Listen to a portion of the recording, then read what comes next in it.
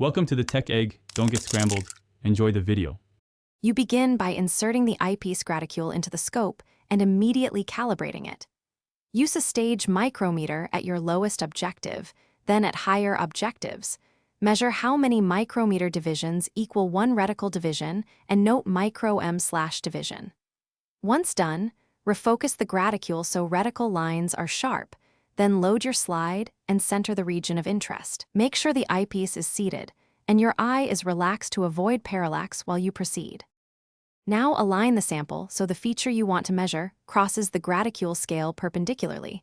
Small rotations can eliminate angle error. Once aligned, bring the feature into crisp focus and count how many reticle divisions span it. Multiply that count by the calibration factor you recorded for the current objective to get the true size in micrometers.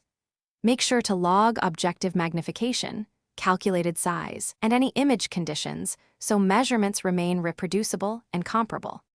Finish by taking multiple measurements across different fields and averaging results to reduce sampling error. Document any variability. Once done, clean the eyepiece with proper lens tissue, remove the graticule, and store it safely to avoid scratches. If you encounter inconsistent sizes, immediately rerun the calibration with the stage micrometer.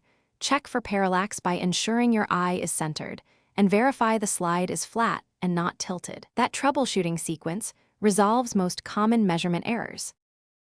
Thanks for watching. Consider subscribing if I helped unscramble your problems.